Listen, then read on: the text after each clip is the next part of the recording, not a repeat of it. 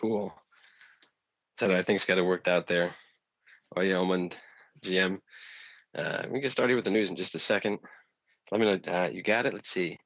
Oh yeah, you got to join on the phone. That's actually the issue here. Probably should have clarified around that logistical snag. If you're trying to host a space, folks, well, if you happen to do your Twittering and all that stuff on a desktop, and you think about hosting a space, you can't do it. So it's a mobile-only feature, and so.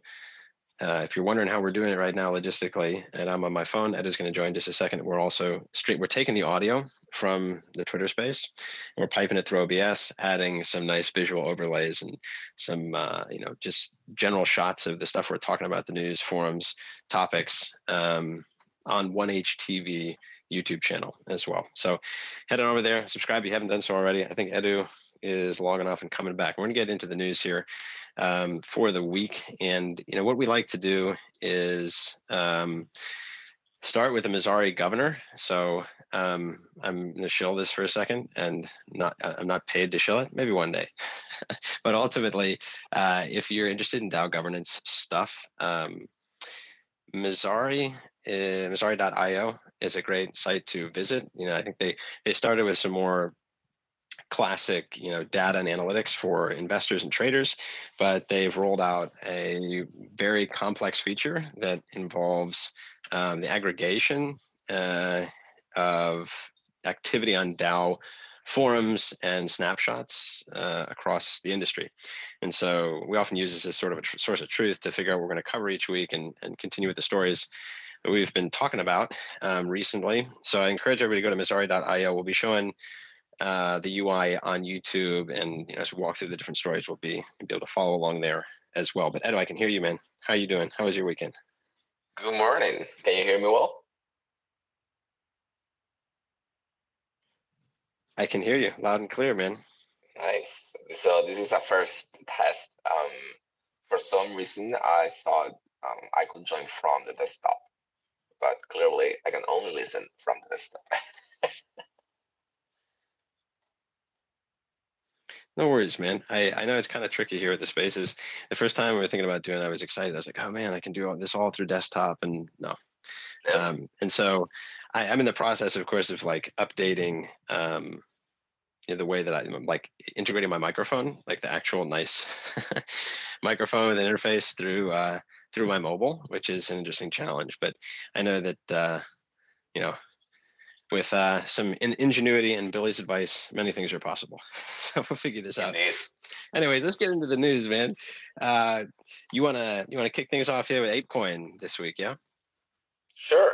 Hello, everyone. So I think I already mentioned, but just as a small recap, this is just, we're going to go through some of the major headlines that we have got from this last week. And there's a variety of things happen on this last week, but we're going to start soft with the Ape Coin AP64, which is a proposal that was put up on the 5th of August, and it will end on August 11th. And basically, the Ape Coin community is proposing a feasible study on putting together a DAO-owned and managed conference and festival, aka Web3 Village. The rationale of the proposal is that in real-life events are a great way to bring NFT communities together and to onboard newcomers to the space. And the Ape Coin community would like to be the foundation of a flagship event of this type. And they express that the steps to accomplish this will be to get this proposal approved, work with a graphic designer for visual, collateral, and social media, set up a landing page, set up an Airtable, and begin the campaign to reaching out with to attendees, activations, brands, sponsors, and all that kind of stuff. And the spec cost will be at 10K. And this has been approved with 90% of approval for this proposal. I honestly believe that 10K is a little bit low on what they are asking for. I don't know the scale of this festival, but I do believe that usually, they are proposing.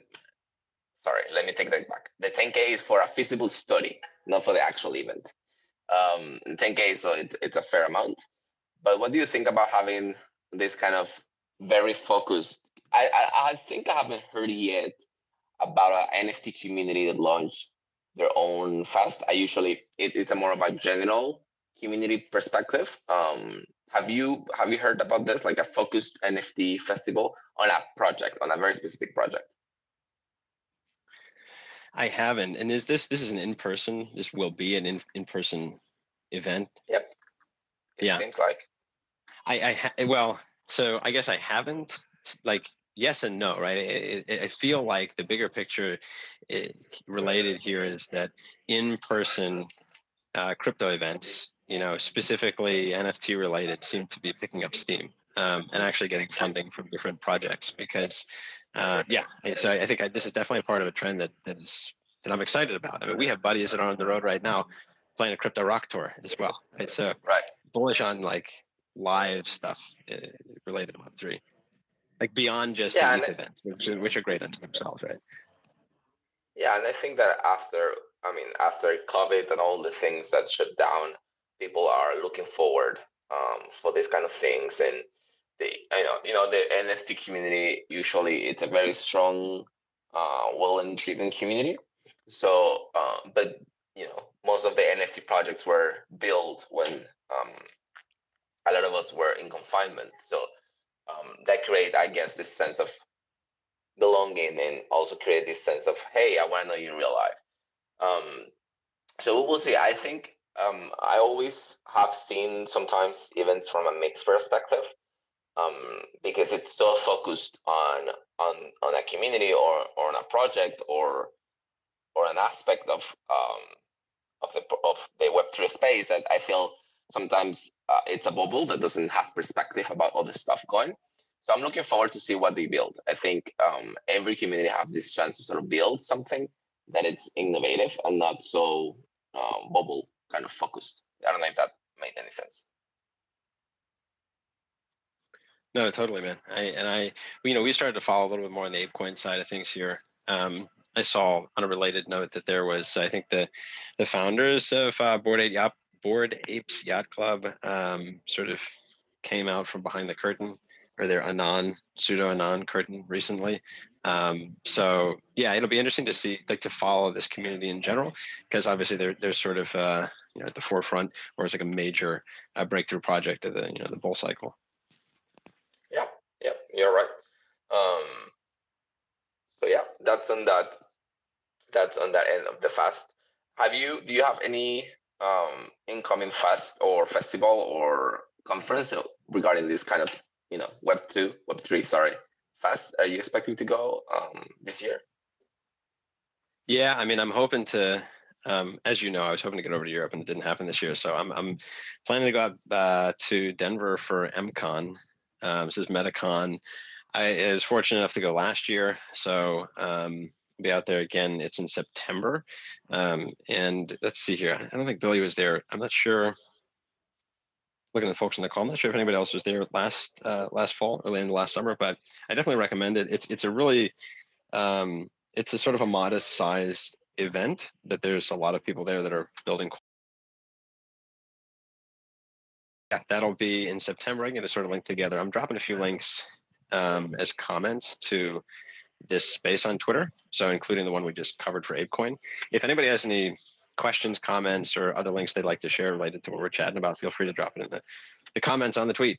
Yeah, if you're able to go to MCon, definitely recommend it. Metacartel is a great community. Yeah, I actually had the chance to meet. I see someone here, Almond. I actually had the chance to meet her on Barcelona here.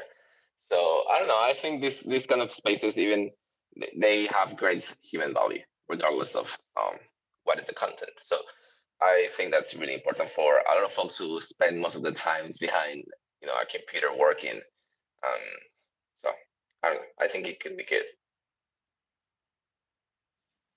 Yeah, and like my wider sort of rant on this is I feel like, we're now, I don't know how to assign like an exact time frame, but I feel like the zeitgeist is we're like far enough out of the pandemic now that just the general picture of doing things in person is becoming more feasible for more people, which I think is exciting. Like I really Have enjoyed every time that I've got to attend a Web3 event for sure, man.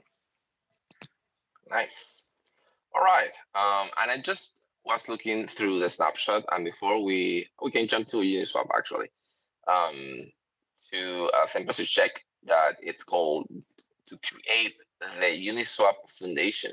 I think the good aspect of talking about Uniswap is that most of the people have, in some way or another, used Uniswap. Maybe used a fork, maybe used actual Uniswap. So these are the kind of things that I like about this kind of news, mainly because I feel everyone can have a sense of how it will affect them, or they have a sense of what the project is about. So it makes our work a little bit easier.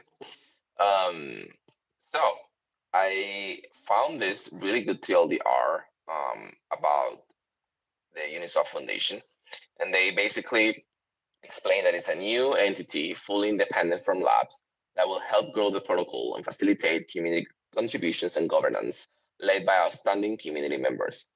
They explain also that the foundation will be set up as a steward of the protocol, working to strengthen and improve it over time. And the two people are driving it. It's Devin Walsh and Kenneth NG. If I butcher names, my apologies. And they provide some context that Ken was a huge help when they launched Uniswap V1 in 2018, working as one of the ground leads at the Ethereum Foundation. And he also was behind the proposal to create the Uniswap grants. And Devin, on the other hand, was the chief of staff of Labs until she resigned to follow and building this foundation with the other person we just mentioned. So yeah, I don't know. What are your thoughts regarding this proposal that was put up on their forum? Yeah, I would just direct people. You dropped the link here again below the space tweet, and I think it's worth a read through. It seems to me the problem that they're trying to solve is well, it's laid out in sort of the introductory section here, which is the governance process they feel is too, well, they're saying has too much friction, so probably lengthy or complex. The ecosystem is difficult to navigate. And so essentially the grants program, the existing grants program in its current form, is like not able to reach its full potential. And so that's enter the Uniswap Foundation. Now, the question here, I guess, becomes, the devil's in the details in terms of the way this foundation will interact with the DAO. And they do have a nice TLDR there. If you're watching on YouTube, I'll get it up there so you can see it. And they talk about scope. They talk about the team that'll be involved with it, the budget, and essentially they're requesting 2.5 million uni to participate in governance through delegation, and this will be revocable by the DAO and cannot be used for any purpose outside governance. So they're not requesting tokens for the purpose of compensation or cashing out in some way. And then they have specific details that go into their objectives, and the roadmap that they include here is quite clear. You can click into it, gets into the details, the folks that are key to the team here, and then their budget request, which I guess what was it here? The total is around 75 mil, something like that, I think. Yeah. Yeah. So they are requesting. They are not requesting a low amount. They are requesting quite a lot. They have a operating budget of $14 million for covering a team for 3 years. Then and a $60 million to expand the Uniswap grants program to cover also another 3 years. So basically, they are requesting $74 million in total. And besides the 2.5 million uni that they are requesting to participate in governance. But what is interesting is there was this memes at some point in Twitter regarding this and the amount of money that they are requesting, because of course people sort of pointed out that it was too much money and so on, and that could be used in a different way. So you always have this back and forth with different people who have different perspective regarding this decision making. In other sense, they lay out on the temperature check proposal they lay out a very clear sort of key activities, OKRs, and sort of a process for roadmap for the first year. It seems to be, I mean, it's not a very exhaustive roadmap, but it at least it walks you through what would be the first year operational growth and governance roadmap. And we have different things from, of course, going from the most basic one, that complete establishment of an operating legal entity and all these steps. And it follows a 3-month period followed by a 12-month period. So I don't know. I think it's at least a sort of a clear intention and roadmap for what they want to do. I didn't see anything that sort of I can label as a red flag. But I don't know. We will see. What are your thoughts on this? Yeah, it's let me ask you really quick. Are you still hearing an echo, or is that a little better on the audio side? Yeah, it's better. Cool. Okay. Yeah, I think, the part that I have on screen right now on YouTube is sort of the operable part for me, which is the relationship with Uniswap Labs, Right. and like the legal entity that'll be created. So it's essentially the argument, it seems to me, is, and correct me if you think I'm wrong, and if people in the audience here have questions about this or want to set me straight on this, please feel free to do so.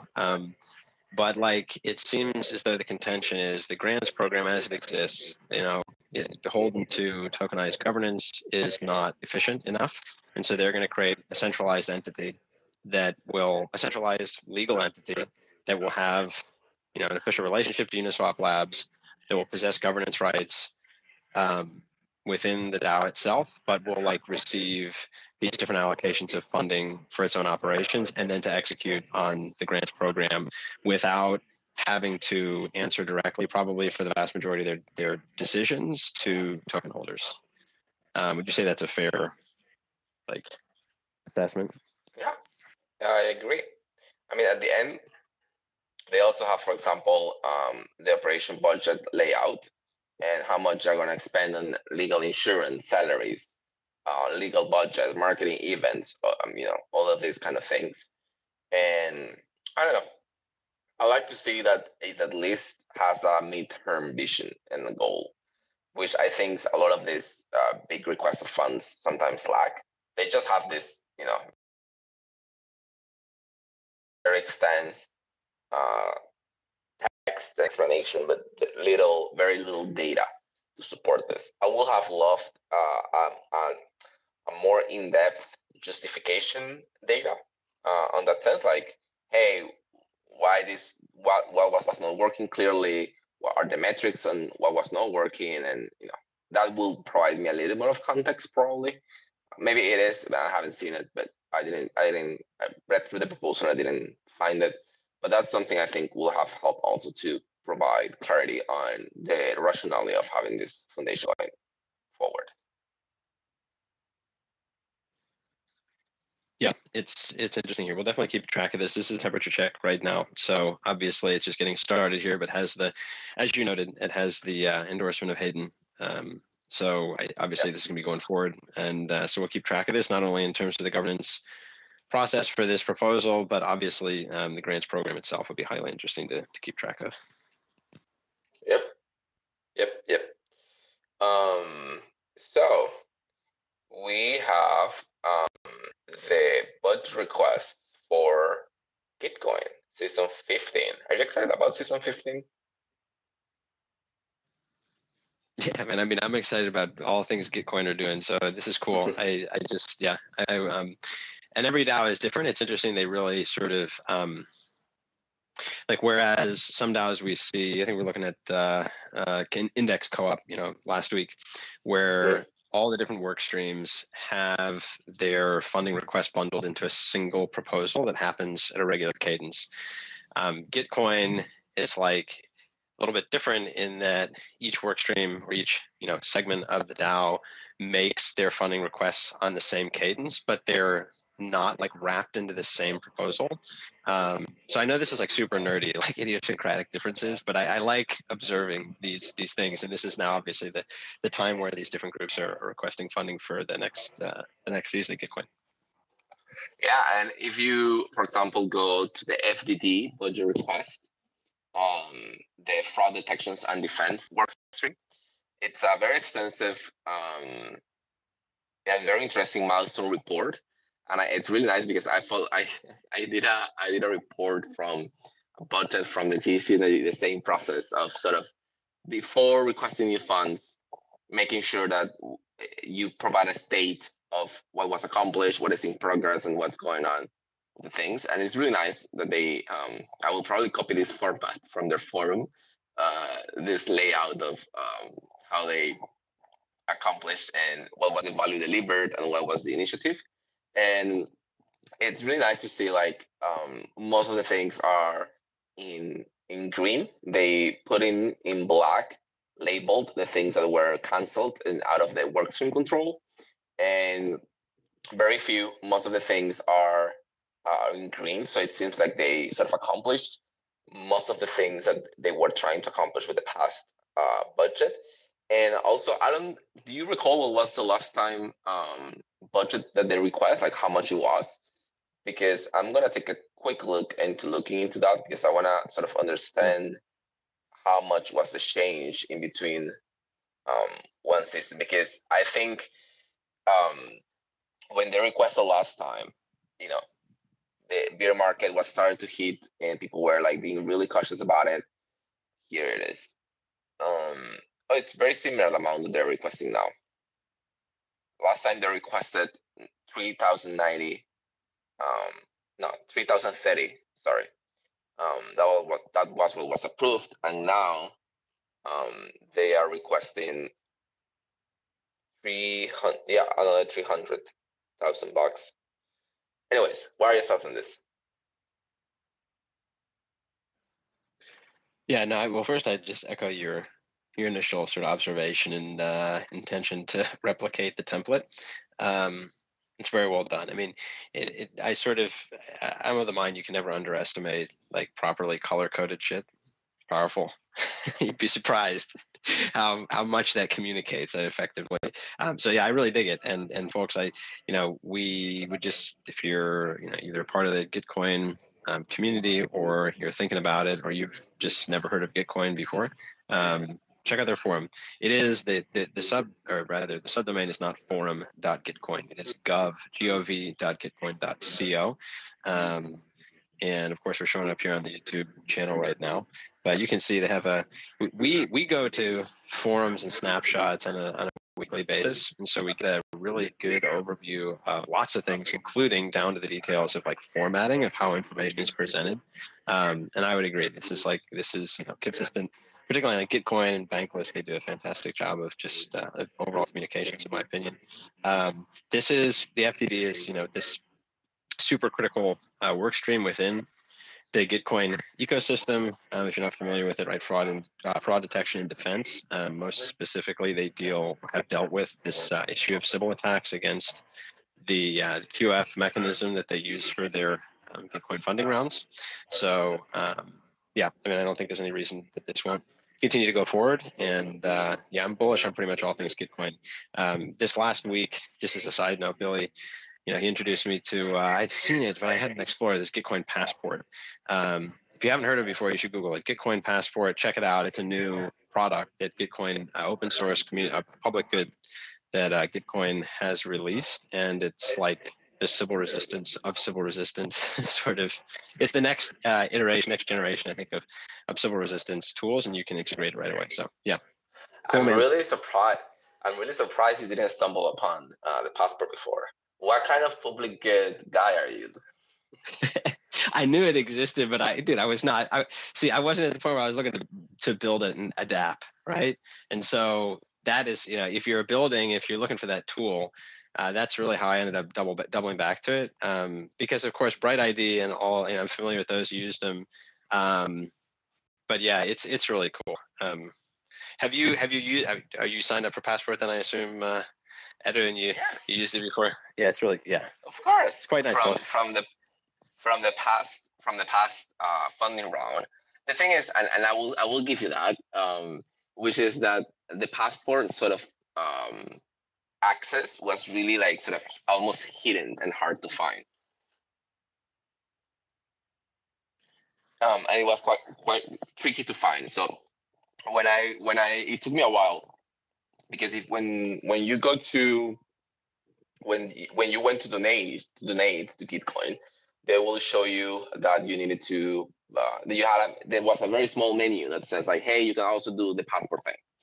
And I did it once, but it crashed on me, and it was, first iterations of things always happens, whatever. And then I actually did it properly, and it worked out. I actually was sort of afraid that, because I didn't know how it worked, and I had already sent the money to the grant that I wanted to support, and I did the passport later. So I was like, hey, like, how does this work if I did the passport after I paid this grants? How, like, it's still gonna be acknowledged or it's not? And they were like, no, the passport it counts as long as you have done the passport thing. By the end of the round, it will count. So that was my experience with the passport, and I felt it's really nice. I really like. The only thing I didn't like is that they have the option to sync with Facebook, and I don't want my Facebook on. I don't want my Facebook anywhere. Well, but it's flexible, right? Like you can choose the whatever they call the stamps that you want. Yeah. Yeah. But if you want more points, you need Oh to yeah, sort of course. like, Get more stamps. Well, and I would say I yes. just show Bright ID for a second. Like, folks, if you haven't gotten Bright ID verified, definitely do that. I think the combination between the two, like the synergy between the Bright ID and the passport that sort of broadens the proof of identity or proof uniqueness, however you want to think about it, it's really cool. So yeah, folks, if you're interested in taking a look at further at sort of what's going on at Gitcoin, this is a great time to go over their forum and check it out. They have a new season coming up, and so all the critical work streams that are requesting funding have got their proposals up there. And by reading through those, you can get some great context on what's going on. So yeah, anything else you want to add on the Gitcoin front, Edu? No, I mean, we still have the other proposals and other budget requests. They all follow very similar processes to request. Not so pretty as the FDD budget request. That I think is the prettiest one in the sense of how easy it is to read. The other ones have the same, also kind of objective past season, value delivered kind of visual tool. It's really helpful to visualize how it has gone. And the thing that it seems is that they, after sort of this feedback that was given to season 14 budgets, where certain people were like, hey, you're asking too much money, you need to be more specific and try to avoid overlap of functions and make sure that there is no overlap and all this kind of stuff. I feel like they have incorporated this feedback very well, and they have even compared in some of the requests that they have requested less money than even last season. So I don't know. I feel it's quite interesting. And also, for example, the Moonshot Collective budget request, they even have funds remaining in the multisig, and quite a lot. So that's good that they are being transparent about it, and that is not they are not sort of draining the protocol's funds. Yeah, totally. I think that really having the expectation, the culture that you have these very specific objectives, and you're transparent about what you're doing, how you're doing it, and having these sort of these critical season turnovers, right, where the DAO and token holders can decide how they want to allocate across different initiatives based on their their past performance and future goals. Yeah, man, very cool. Nice. And then we can move on to Optimism and what people love the most: airdrops. Yeah, let's do it. This one is still a preliminary discussion. Sorry, and basically it's quite interesting because I don't think I have read this before. I knew that they had maybe the soft intentions of doing more than one airdrop, but they explain here that they can even do a sort of a 4 stages airdrop, whatever that implies. Do you have like more context in this take? Yeah, so I've actually got it up here on screen on YouTube, and people can see if they're interested in taking a closer look. Another story, of course, we found we're tracking via Mizari. There has been discussion. I mean, I've heard back and forth, and obviously many of us were fortunate enough to get the first airdrop. I know there was a second airdrop in the works for Optimism, and so this is just an interesting conversation that is on the OP forum right now about essentially how it's going to happen and its distribution, and advocating for them. You can see this this breakdown on screen right now on YouTube, across user airdrops, which we've seen in the community, ecosystem fund, Sugar X Daddies, investors, and then these core contributors who are helping to the Dao protocol work. So I'll read straight from it really quick, just in case people are not able to see YouTube. So it's hoped that the rules of subsequent airdrops will be more complete and detailed than the first one. For example, the maximum reward is set to 100 points. Different contributions will get different score ratios. If you reach 50 points or more, there'll be a bonus accumulation. The higher the score, the greater the accumulation. So the idea here is, and you can see the breakdown across Optimism users, donors, Gitcoin donors, multi-sigs, et cetera, essentially boosting different parts of the airdrop, or like, sort of tweaking the different parameters as compared to the very first one. And this has caught my attention, obviously, because people, if you receive the first airdrop and you want to participate in the Optimism project and its community, this is something, conversation you might want to jump in on. And they're obviously positioned themselves to help to fund and further public goods, so they're right in our wheelhouse here, and we like to follow what's going on around Optimism. And airdrops tend to bring in new users, and so if we're able to sort of look at the first one, and the community is able to say, all right, we want to tweak it this way or that to incentivize different stakeholder groups, then definitely something to check out. And it's not to say you're trying to maneuver it in one way or another, but you can kind of see what's coming down the pipeline as far as a second round of emissions and try to make sure they're going to the right token holder. The other thing we've been following recently, obviously, are all of the the allocation requests from projects on the Optimism snapshot, Edu, and I didn't see any updates on that this week. I don't think anything has further made it to the snapshot, but there are other projects that are continuing to come and make requests for OP incentives to launch on Optimism. Correct, and there is, I think, some things that we can, or you can help me understand. For example, and this is something that I think it's peculiar. Maybe it's out of my common sense kind of area, but for me, like, they have this repeat optimism users. I don't know, like they don't offer most of the explanation there. And there's one that says airdrop 1 users who have not sold airdrop 1 claim tokens. So it means, like, if you haven't sold any of the claim tokens, or if you have still claimed, you know what I mean? Like, it's not subjective. It's just very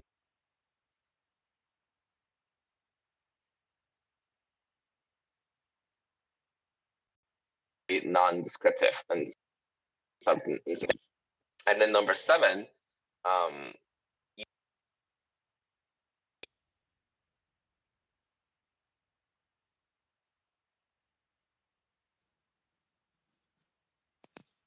if you're talking, Ted, you are muted, so I cannot hear. I'm good, man. I had a little audio issue there, but no, please continue. Still, you are muted. Not much, like, what do you think users price out of Ethereum? Because maybe it's out of my area. I don't know, what does that mean? You went back to me. There you go. Andrew, can you hear me okay? Yeah. Can you hear me all right?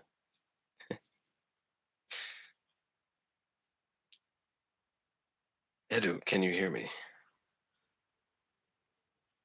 Yeah, for some reason I can't hear you on my side. Technology. We were just talking about the OP airdrop, folks. So I did actually drop a link to it underneath the 1HTV Dao News tweet here on Twitter, so you can take a look at the link if you'd like to. It'll take you over to their forum and then the proposal we've been chatting about, and that is still actually up on the YouTube channel. Give me 1 second. Let's sort this audio. I see. Okay, let me mute up here and see if we can get Edu back in 1 sec.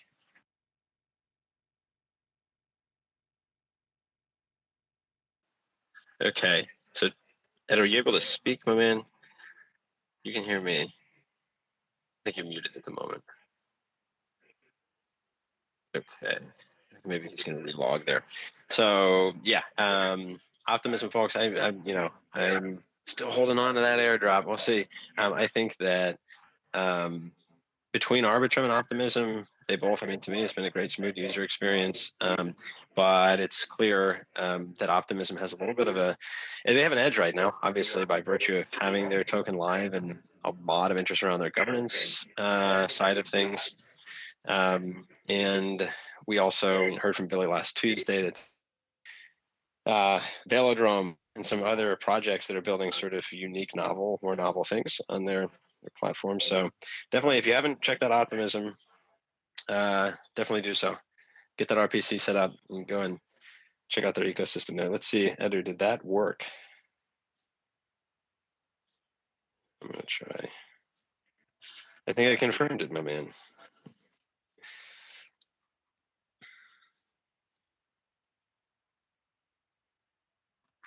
Okay, I'm going to try to send you a co-host invitation. See if that'll work. The other story we were going to discuss today was having to do with developer DAO, and this is a project that I am not directly. I don't have direct experience working with them, but I know that a number of folks in the One Hive ecosystem, particularly Billy Jitsu, has been working with and within the developer DAO community, and saw that they have a proposal up on their forum right now to develop to develop and deploy membership tiers. And so I didn't know if this, I mean, we're going to chat about it real quick, Billy. I don't know if you're able to or interested in sort of adding some insight on this, because I know you got some more inside info on the developer DAO side of things. But it looks, Edu, that you're able to speak now, yeah?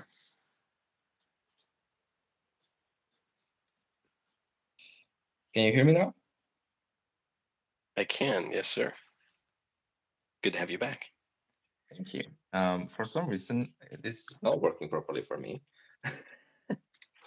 So I'm using. Hey, we'll work out the kinks. This is our first week on Spaces. Go for it, man. All right. Yeah, you were saying. Sorry. No, I was just pushing on to the developer DAO proposal on their forum to create membership tiers. And this is a function of them having launched their code token. And maybe before I get into this a little bit more, developer DAO is one of the, I guess, from everything I've heard from Billy and other folks that have interacted with him, they've been quite a successful project at really helping to onboard and upskill developers that are interested in getting involved and working in the Web3 space. So, having more developers is all to the good, I think, and particularly in this bear market, right? If you've got people that are really still got high conviction and all they lack is the skills to get started. Developer DAO is obviously a great place to take a look. They have launched their DAO token. And so the proposal I'm referring to right now is simply for membership tiers. I think this is akin to a temperature check, like this is an early stage proposal.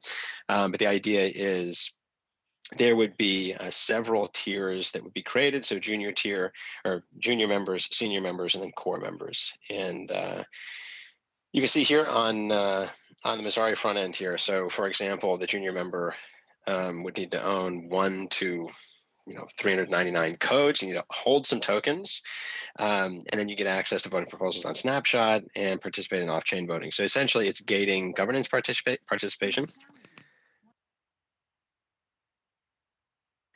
And segmenting things out across, token holdings and probably skill level. This is something obviously that hasn't existed up until now. And Billy, I don't know, man, if you got, there's your request. I'm gonna ask you to come up here and let's see here. Get up here and give us a lowdown on developer DAO, man. Okay, speakership approved. How you doing, Billy?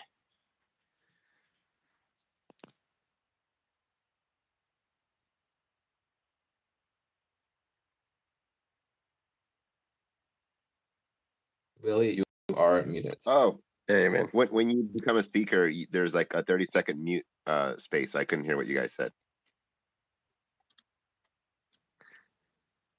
Oh, no worries, man. We're just talking about the developer DAO, and I saw that they've launched their token, and so they're considering implementing some membership tiers to the community. Yeah. So basically, in order to get to developer DAO in the very beginning, when Natter did a basically a free token claim, so it was an NFT project anybody can claim. Obviously, you're gonna have people claiming more than one. So it came down to like, okay, you're gonna do this airdrop, and people want to come in. It's kind of token gated in a sense, and the ethos is education for everybody. But how do you solve that problem? And now that code is coming in. Just because you have the NFT, gives you an airdrop, I guess. But then there's a lot of guys that have really been contributing to the DAO very heavily and kind of been working for free in essence because there has been no token. So they're trying to figure out a way to have tiers of it because someone that's been contributing versus someone that just snabbed 10 NFTs on launch should not get the same amount in anybody's opinion, I think, for just common sense. But so they're looking at ways, the smartest ways to say, okay, well, this guy's been contributing, and then how do you weight contributing? Is common DAO issues like someone contributes in a certain way, someone contributes in a totally different way. Someone's marketing, and then there's a developer building. It's like, well, how do you weight those contributions in a DAO? So they both have their values, they both have different incentives to it. So it's just a lot of it figuring out how it's going to work out overall. But in essence, it's basically a way to, it's like, okay, now this NFT doesn't hold so much value, so we can let more people in, so then more people can flourish in the space. Got it. Okay, well, that helps clarify here. And how long ago was it they launched the code token? I didn't even know it was launched right now. I think it's been in talks since literally the beginning of last year, when they dropped the NFT. It's just there's so many legalities and there's been a lot of talk Mhm. about how this could work, without getting into like, US and all these other sanction Mhm. area problems. So it's just they've been treading very lightly because there are some big names on there. So, it'll come back to whoever's involved. So they've been treading very lightly. So I don't know if it actually has officially dropped yet. I believe it's been made, but maybe it's just held in a contract. So it's still all up in the air. I got it. Cool. Well, from everything I've heard from you, man, this is a good place. I've been sort of suggesting to people who are interested in coding, including my sort of folks outside the Web3 space, to consider different options. And Web3 DAO, I know, is one that you always felt was doing a good job upskilling people and sort of helping onboard. Yeah. They're getting more and more onboarding projects and workshops and everything. There's been a lot of good conversations, like little tips and tricks I picked up. So definitely a place that you definitely want to interact with if you're trying to develop in the space.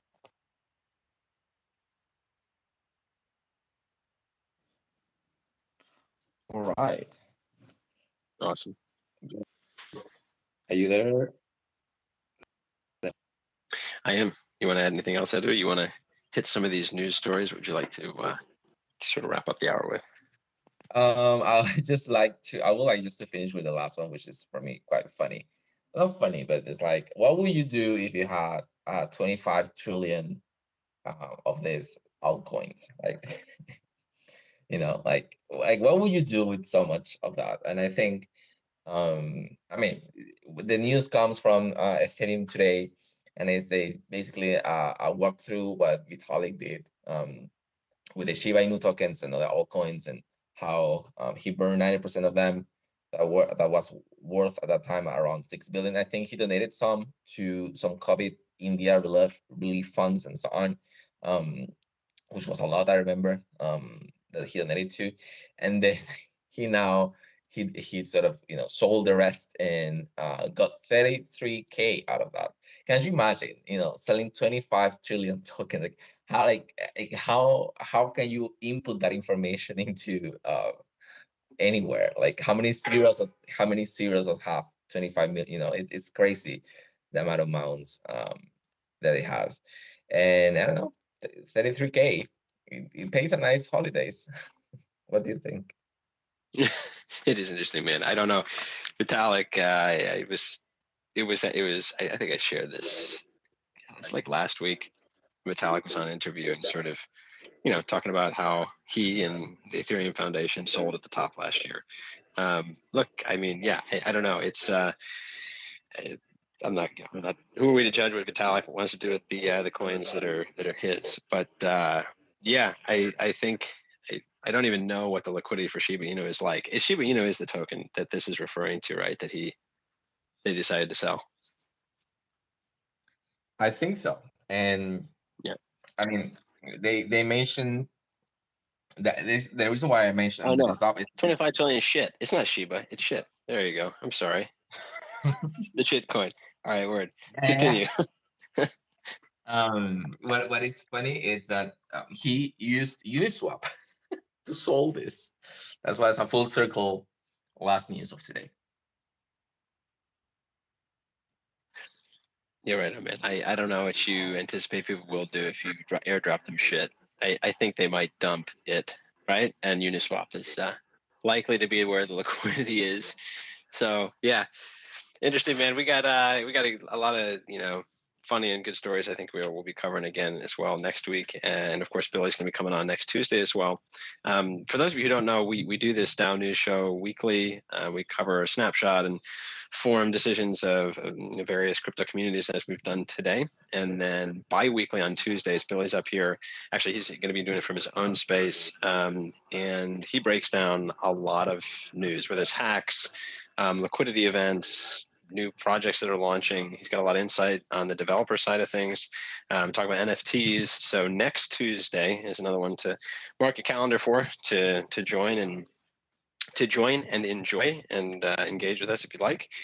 We can, let's see here. We can bring anybody up on stage if we want to here. If there's anybody in the audience that would like to ask a question or make a comment about anything they've heard this hour, happy to do that. And then we'll take a break in a couple minutes before we bring Anson up to talk about Aragon Dao stuff. All right. I will drop the call, but thank you so much, everyone who joined today. And bear with us. We are in experimental times. We will have probably better audio quality and better sync like next time. And it's nice to see Anson here. Nice to see you, man. And look forward to see you all next week. All right, I do. Appreciate you, man. Take a good rest of the day, and we'll chat later in the week, man. And folks, for the folks who are on the call, actually, I'm interested in testing out the Quest app.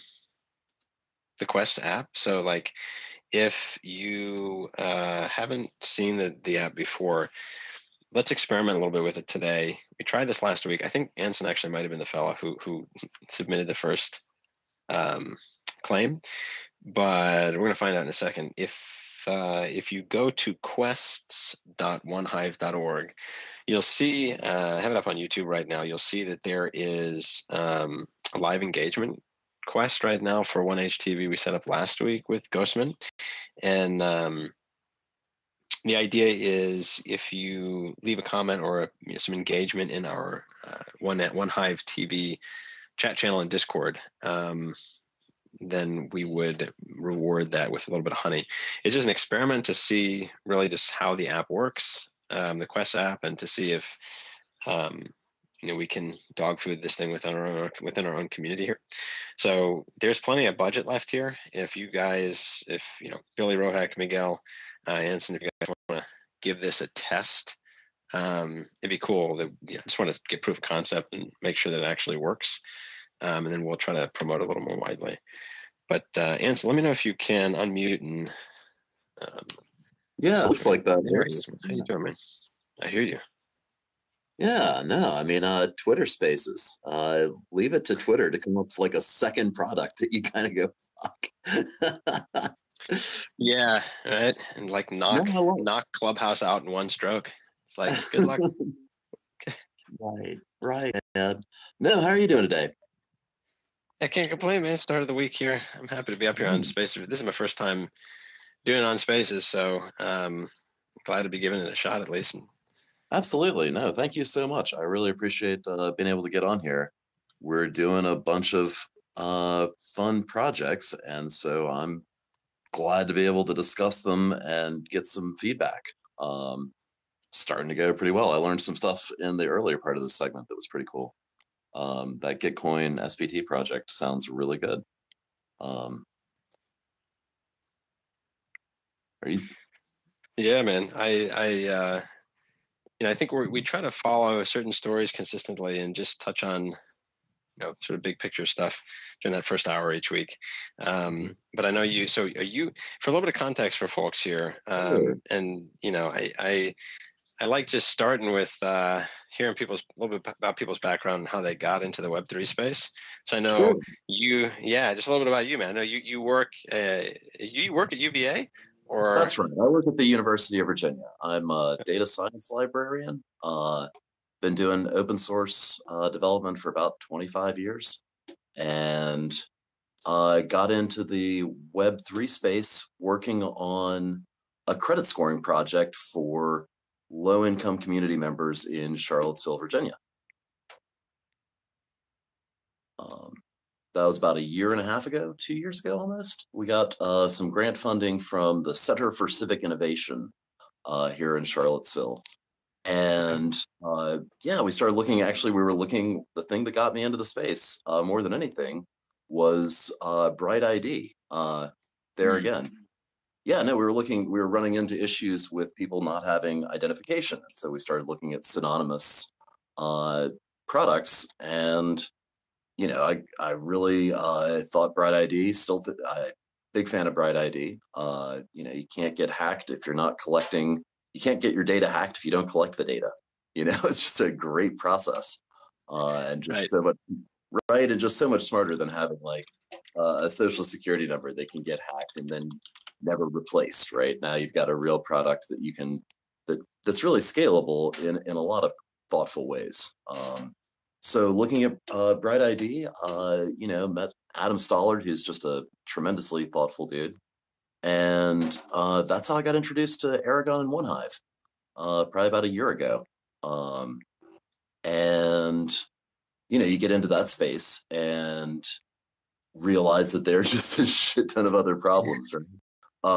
And that some of the problems are technical, and then a lot of the concerns that come up when you're talking, at least in the United States, are legal issues, and so I'd say the last 9 months has been walking down, figuring out what that meant, and getting, my background is biochemistry and neuropharmacology. I don't know jack about money.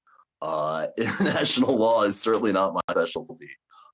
So, a lot of learning, just a lot of learning. And so making some acquaintances along the way has been really cool. Otico, a little shout out to those guys, got me started with minting LLCs about 6 months ago, maybe 6-8 months ago. And now we've got LLCs that are connected to our Gnosis wallets. Our Gnosis wallets are connected to Rain cards. So now we're actually minting Visa credit cards, which is pretty exciting. So we're really, we wanted to make credit cards for the low income community because getting into housing is really difficult in the United States if you don't have a credit score, right? This is not something everybody in the world relates to, but if you're poor in America, it can be really hard to get affordable housing, which sounds really crazy because you're like, well, but that's who needs the housing. It's like, yes, that's who needs the housing, but we're not going to give it to them until they have really good credit scores. But you can build a credit score by paying rent, right? And it's like, well, no, that we don't do that. So it's just, it's one of those cases where being poor is punished pretty and taxed pretty heavily, kind of institutionally. So in the last month, we've started meeting with, I guess, Spectral is probably on people's radar, and then Cello Finance is another group that we're talking to, and Upstart is probably the Web2 group that people will have heard of that we're talking to about actually getting credit scores attached to our now bankless rain cards. So that's a long introduction but that tells the story of kind of what I've been doing for the last year. In the meantime, I got involved with Aragon, and I'm part of the DTech team, which is a group that helps aspiring Daoists come into the space and build DAOs using Aragon sometimes and Web3 generally. So that's a lot of background. But yeah, no, it's starting to look like a real product line, helping. The hard thing in the United States, of course, is that crypto is largely useless, right? If you've got banks and you've got money, your problems are solved. So it's really, and that's 95% of America, right, has a bank, and it's really about 5% that don't have traditional fintech product access. So focusing on that 5% is strategic, and it's interesting. You know what I mean? So we've been working with the low income kind of homeless community, and then we've also been looking at the adult performing artist industry, which I think is another really interesting group in America because they don't have workers' rights in any traditional sense. They do a job that's no more dangerous than, certainly less dangerous than coal mining, but they have but they don't even have the rights to really have traditional banking because the work is regulated one way in Louisiana or in Alabama and a different way in California or Nevada. So I think that's another one of those stakeholder groups that's really exciting to work with, and we're putting some proposals together over at Aragon, and I guess that brings us over to OneHive, which is kind of been the group that's been, I guess for people who aren't familiar, OneHive core contracts were forked off of Aragon's contracts, which were forked off of Open Zeppelin contracts and forked off of, you know what I mean? But there is just a wealth of developer talent at OneHive, and so we've been fortunate. We've been able to work with Blossom Labs and General Magic and OneHive generally, getting some other projects done over at Aragon. And now we're working on a proposal to either upgrade Aragon Court or integrate with Celeste. And so that's just really exciting stuff for us.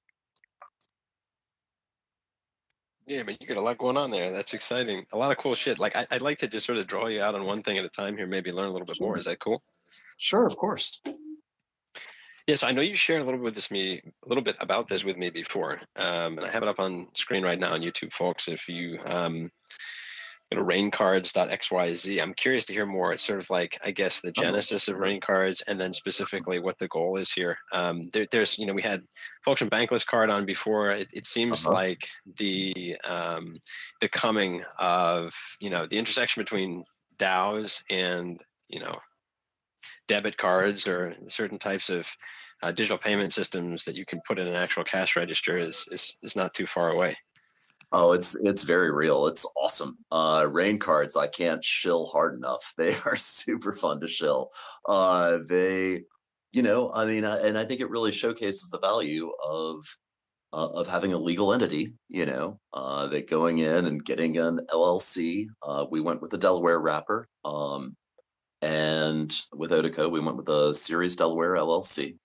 And that was myself and the 4 other members, core members of the DTech team.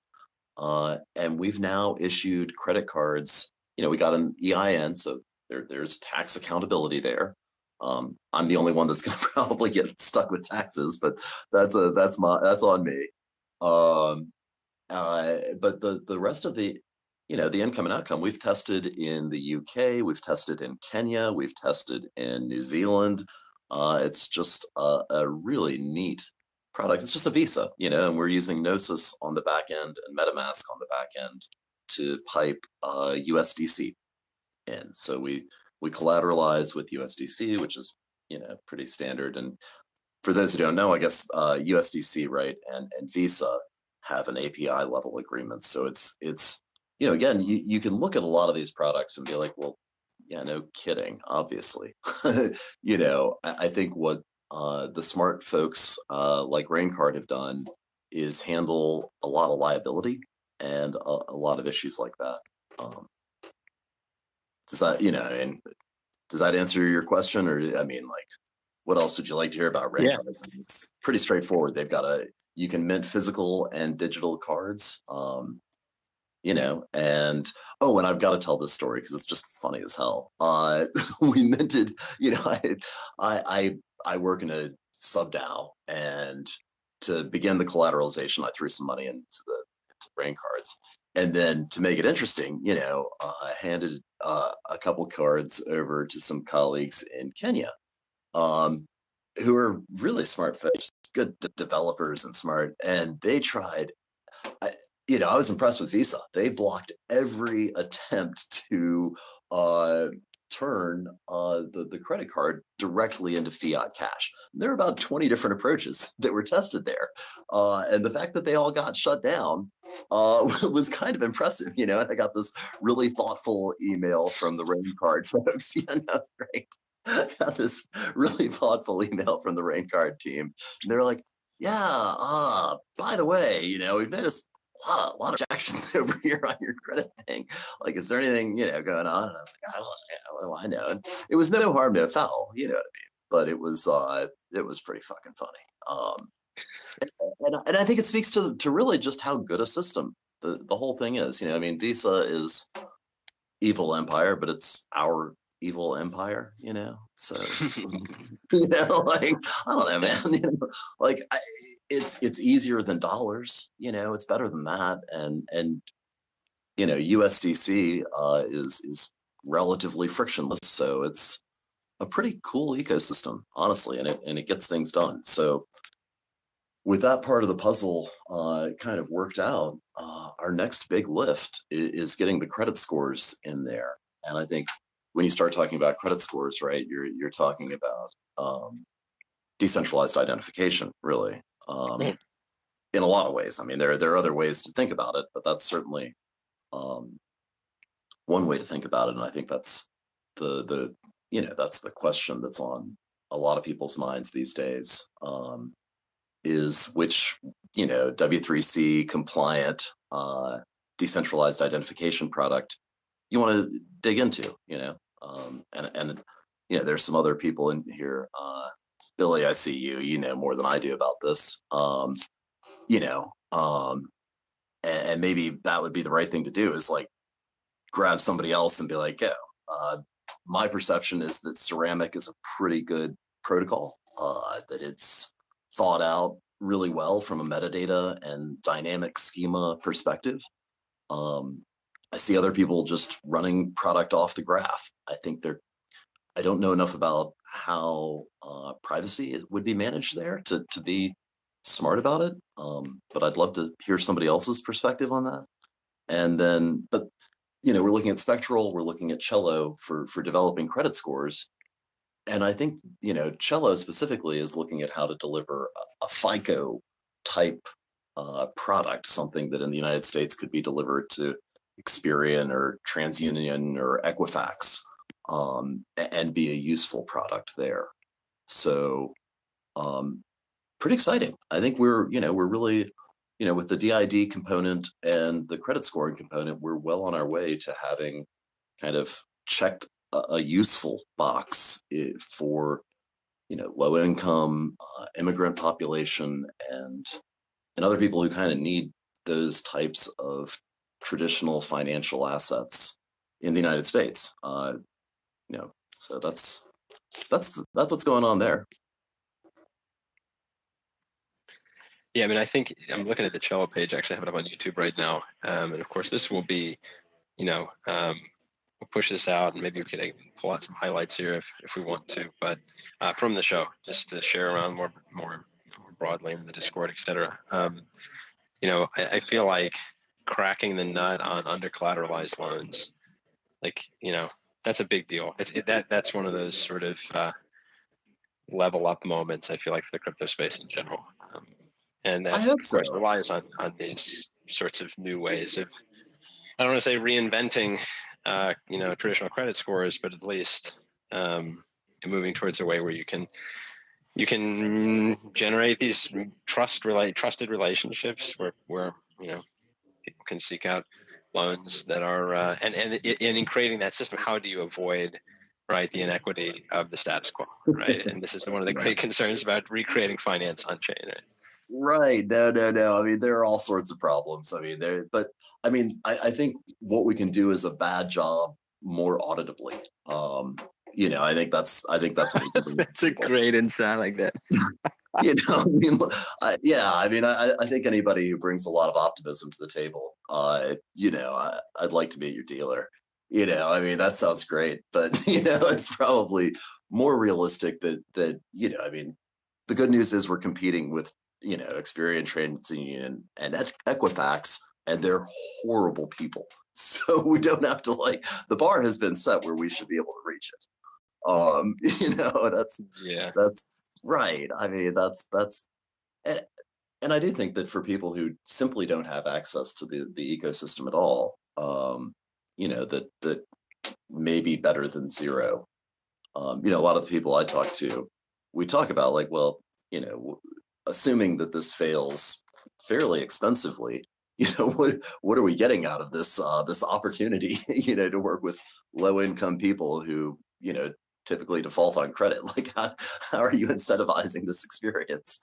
Right. And right, no, which is a reasonable question. And I think what we start to say is, well, data is expensive. Like, getting clear data and understanding what's going on is an expensive product, no matter what you do.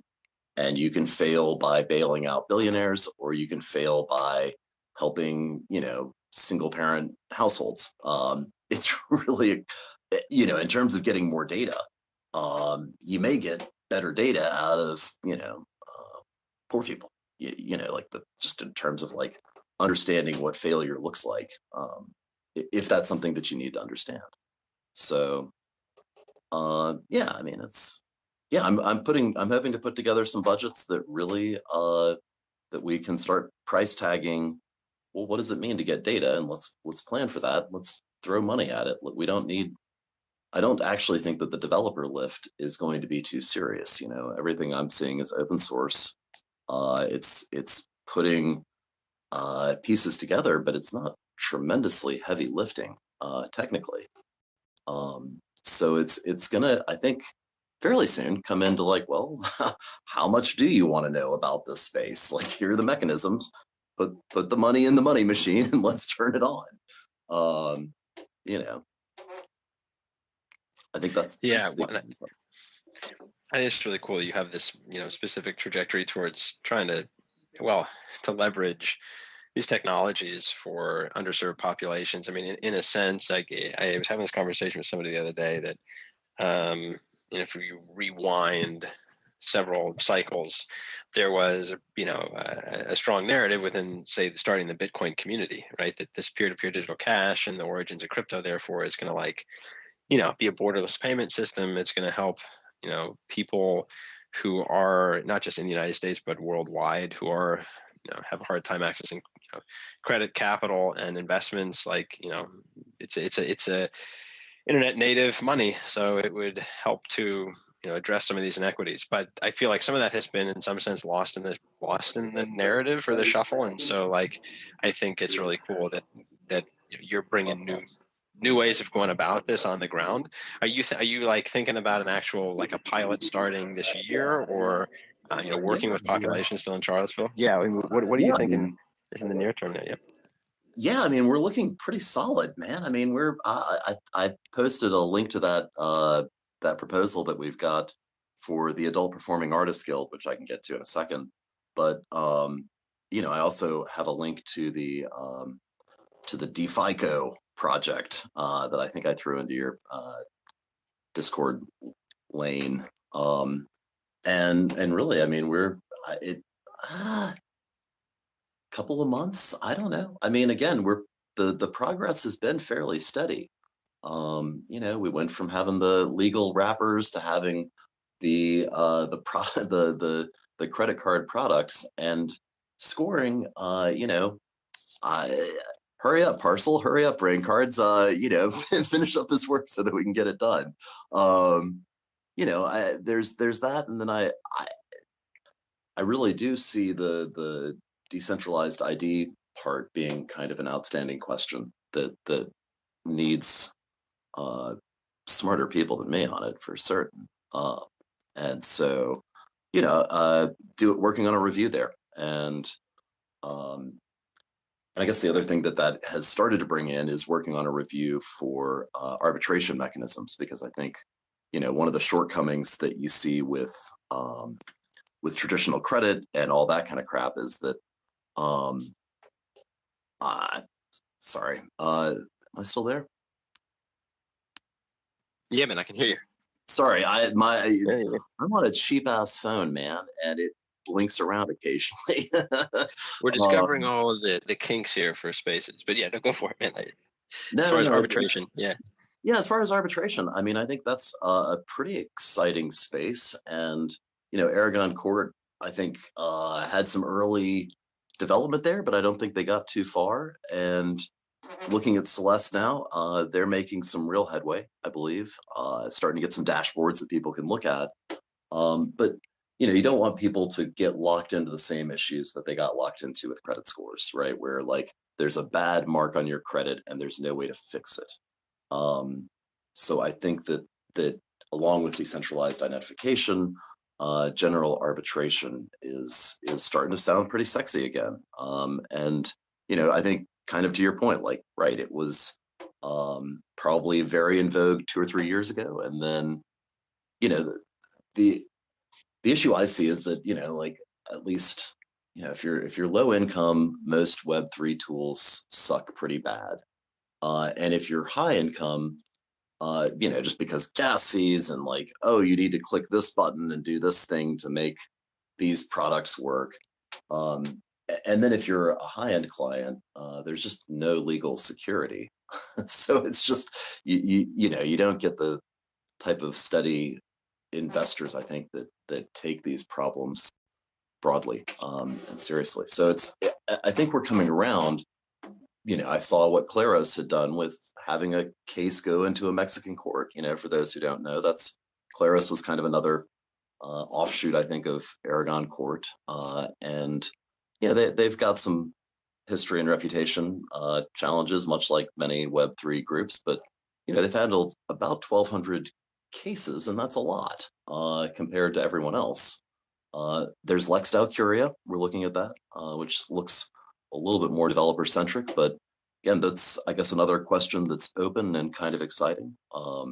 Thinking about how we can bring issues into this arbitration world and avoid court, but know that if there is a court requirement, if at some point, the case, for whatever reason, people pull the plug and say, no, we're going to court over this, that we've built a system that has those kinds of legs is pretty exciting to me. I think that's Taylor. Are you in the room?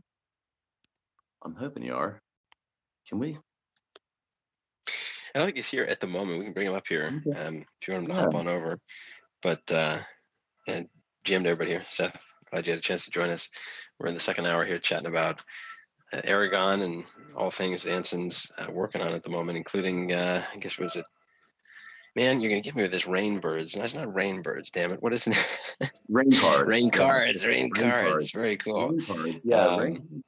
Yeah. No. I mean, there's that. I mean, we're working on. I mean, I guess I should shill a little bit of what Blossom Labs has been doing, because I wouldn't be here doing anything if they hadn't done their EVM CRISPR work, which has really made it a lot simpler for us to talk about what integration means.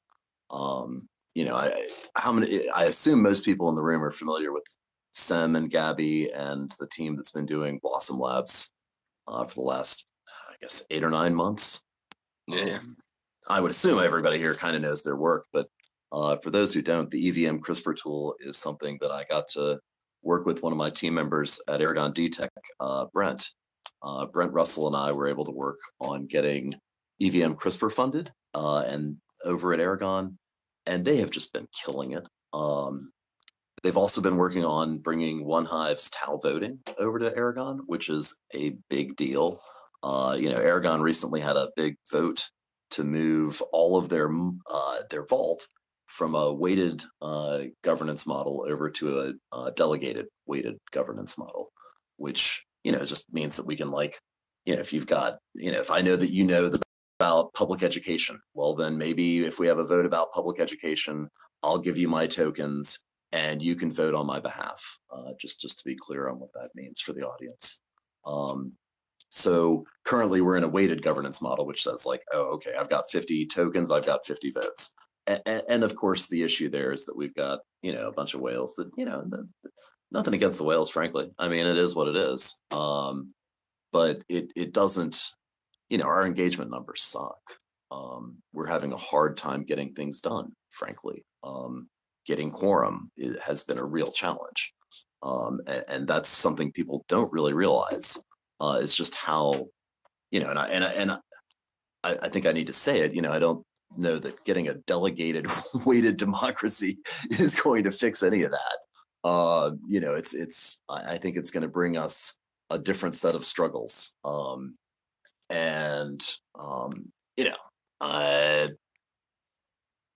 Yeah, we'll see. I mean, my background in the electoral process was run for office back in 2015. I ran for city council here, and I built an app, and I thought I was really clever, and it was going to be everybody was going to be able to vote, and then I'd do whatever the vote said, and I got absolutely slaughtered in the election, which taught me a lot about how much people really want to vote on projects, which is very, very little. And so, I'm not sure that we're doing this the right way, but I will say that I am very grateful to Blossom Labs and General Magic and everybody there for the work they're doing in getting Aragon moving forward. Our development team is focused on rolling out an app, and there are other things that happen at Aragon beyond app development. So, without the support of OneHive, I don't think we'd be moving forward in a timely manner. Yeah, the EVM CRISPR concept, obviously I'm not a technician, but I was hearing about this in the past from Sam, and I do have it up on screen if people are interested in checking it out here. We post a link up, but this is essentially the ability to bundle multiple transactions, right? So that you don't have fragmented governance. You minimize fragmentation in the governance decision-making process. Is that right? That is exactly right. I mean, if you want people to vote on every single change, your people better really love you. And I don't think you want people who are that excited about voting. Even. I think normal people don't want to do that, and you shouldn't build your model. This is actually just to pontificate briefly. This is, I think, what I think is kind of a core issue is that you build these governance models and you think that governance should be at the center of these products, and that's just really not the case, right? Governance is something that we should touch occasionally. It should be relatively easy to transition in and out of, and at the end of the day, you really hope that communication is the core value.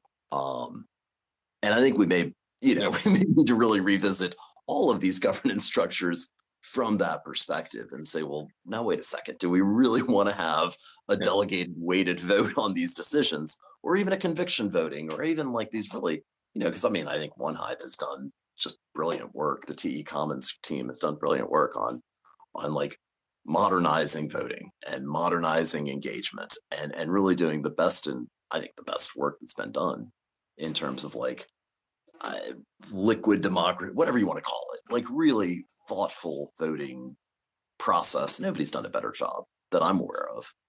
And the configuration tools that they laid out. I think we're going to be doing some of that at Aragon. People who aren't a member of Aragon should come in and join to learn how these parameter parties work. They're super cool, and it's just something that OneHive and TE Commons brought to the table that nobody else had done. And I still think it's going to suck, I don't think it's going to fix anything. I just think it's going to suck a different way. you know, Yeah. that's less sucky than I appreciate your mode of expectation setting. sir. Like We're in a failure. bear market. Listen, man, failure's the only thing I trust. You know, like that's how things end. They end in brutal failure. So, you know, if you come at it from there, it's all, you know, it's all uphill, bro. You know, like things are going great. Like how was catastrophic failure? Mid-tier. Well, fantastic. You know, couldn't be better. No, I mean, we'll give you a second. I mean, like, okay, I've been working with this guy in Candenza over at Aragon, and he's been awesome.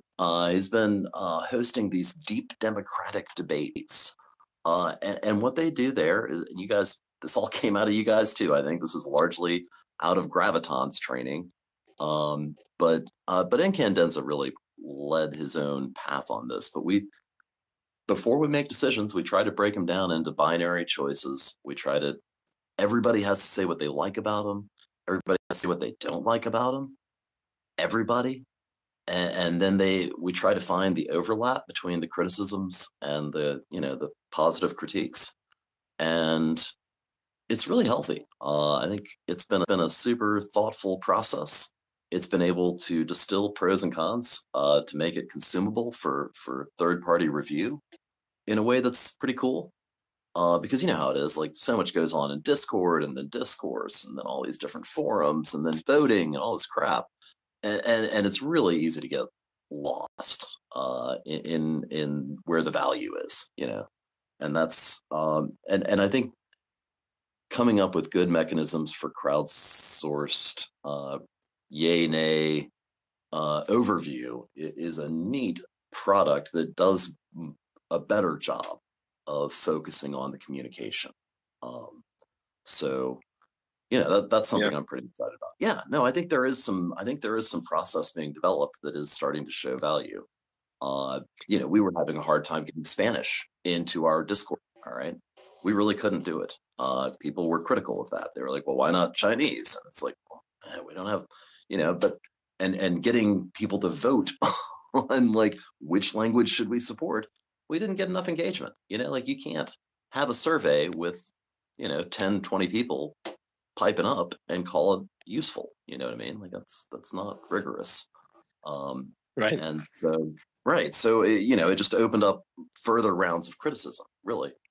And what we've done with deep democratic debate is really break it down into like every single choice comes down to a binary, and we really hack it out. And it's slow, man. It is a slog. I think we spent 3 or 4 hours going over like whether to do support, how to do support, and then finally what language to do support. But by the time it was done, it was really, really well thought out. And we didn't do much. We did a little bit. But, if there was any question as to why, it's like, well, here are these 3 pages that kind of weigh it out for you. And it's reasonably clear and thought through. And if you wanted to do French now, or if you wanted to do Mandarin now, or Arabic, you wouldn't have to start from scratch either.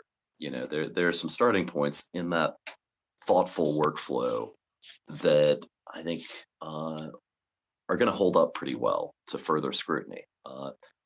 Most people's brains aren't that different, right? Like most of the ideas I had about pros and cons, somebody else had the same idea. It was great. Like there was, we could only get maybe 5 or 10 people in the room for any given conversation. But I can tell you the amount of redundancy in there was pretty steep. And so I think it really showcased that,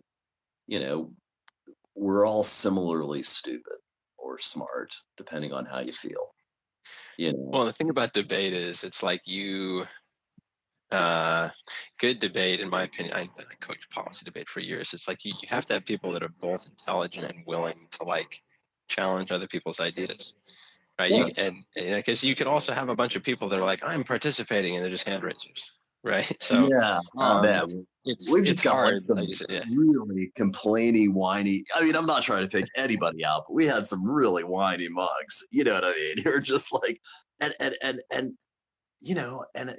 actually it was lean. I don't know if you know Lean, she presented uh, this process. That's who brought it up really first. And she came in and she was like, you need to look at not like how an individual responds, but how a group dynamic is. And that really sounded truthy. You know what I mean? Like you're like, yeah, it's not that we have a really negative person in the room. It's that the group hasn't really addressed negativity thoughtfully. And that gives one person's negative voice kind of an outvalued thing, you know. But if you give everybody that negative voice, then it's decentralized, right? You kind of then it really does decentralize negativity, and I think that was mechanistically really successful, actually. Is that then when the our usual critic came into the room, they were like, "Huh, all of my criticisms have already been addressed. Like, what am I supposed to do?" Yeah, it's like, Yeah. well, you can keep complaining. Nobody's stopping you, but it's like, but like, could you come up with anything else? Like we've already kind of covered that. So it turned out to work, which is a good metric for shit, you know. Oh yeah. Yeah. Well, and I guess so in this conversation you're referring to this deep democratic debate convos. This is within the Aragon community, correct? That you're Yeah, involved in. yeah. Mm-hmm. So I'll make sure I'm okay. Yeah, we're doing those internally to get our kind of to keep our shit together. And it's work, man. Like, god damn, you got to break these ideas down into tiny little nuggets and then like obsess over them. And it's like, oh man, we really are gonna obsess over like whether to use a Discord channel or a discourse forum thing. Yes, we are. We're going to obsess over, it's just brutal, dude. It's brutal. But you know what? Like at the end of it, like nobody wants to jump in at the end of it and be like, oh, let's revisit it. It's like, oh hell no.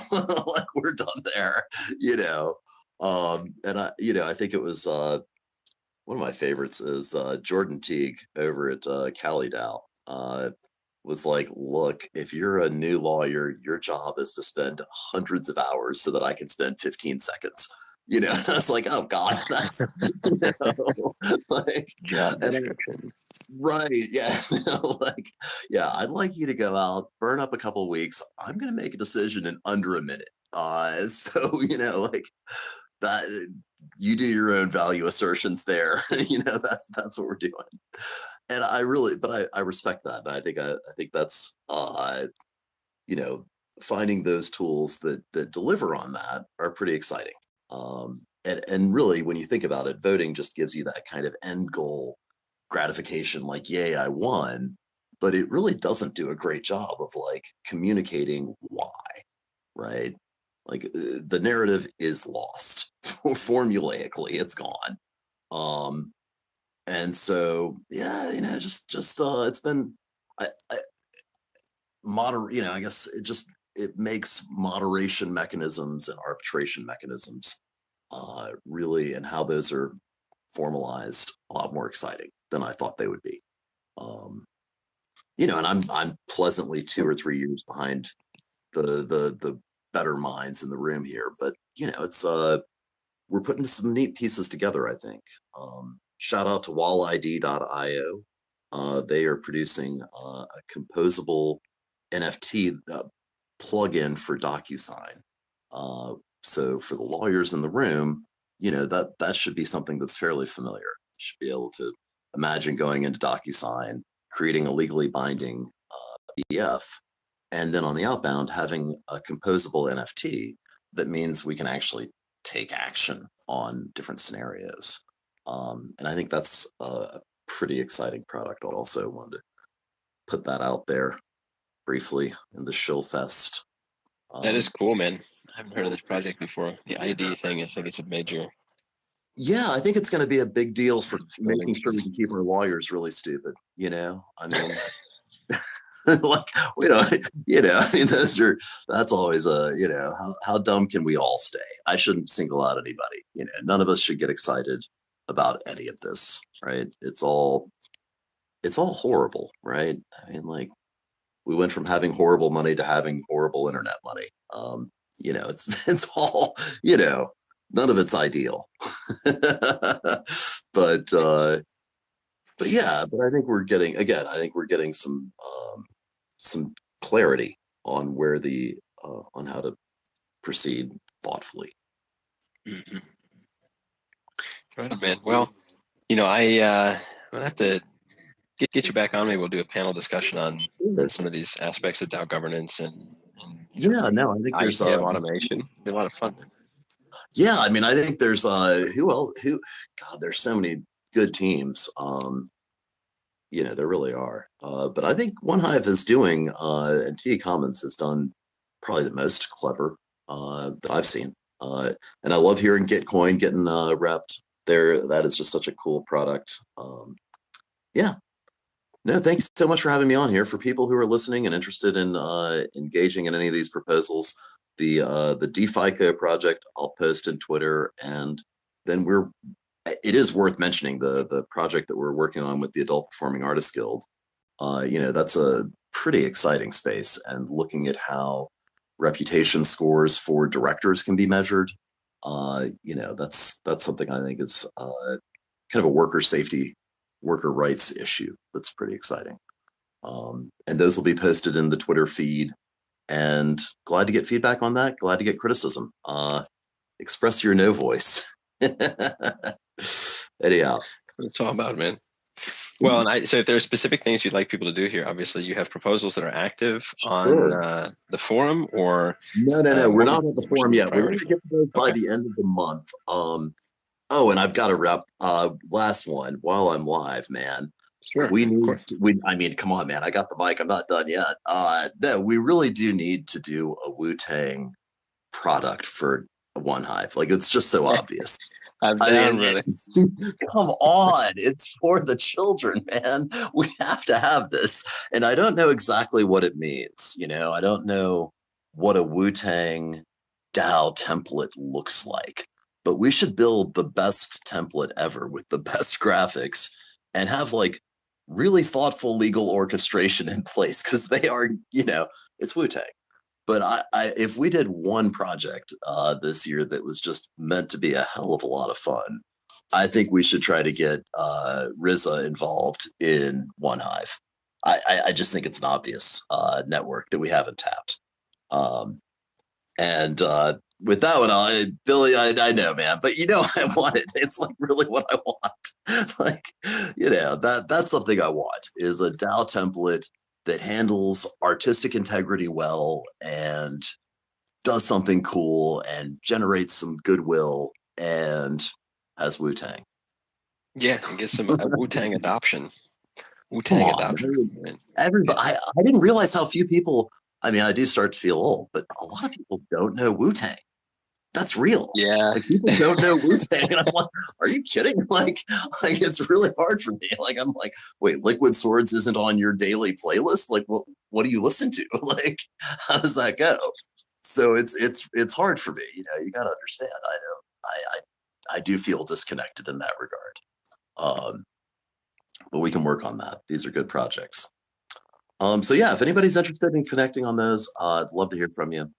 DID and arbitration mechanisms specifically, those are the kinds of products that right now I'd like to get into the proposal by the end of this month, if not sooner. So hit me up. Right on, man. You got me excited for my week now. Talking about Wu-Tang. We'll figure something out. It's always good to chat with you, my man. Hey, rock on. Thanks, Anson. Thanks everybody who tuned in today. We'll be back next week for Dao News and a guest. And like I said, we'll get a panel discussion sometime in the near future to chat about some of the stuff we were covering today, Anson and I. And yeah, everybody be well. The next show I think we have this Thursday. We got a Spanish language show that's going to be live at 6:30. Excuse me. Yeah, 6:30 p.m. Eastern. As this comes off bi-weekly here, Buddy Miguel, the 1HTV project, has a guest to come on chat in Spanish language for about an hour or so, and then he's got like an hour to 90 minutes of independent indie musicians from Mexico that'll come on and play some good music for the people who enjoy that. So if you want to check it out, head over to the One Hive Discord this Thursday. He'll be going live. That's what we got for today, though. Appreciate everybody for tuning in, and we'll talk to everybody soon. GM, be well.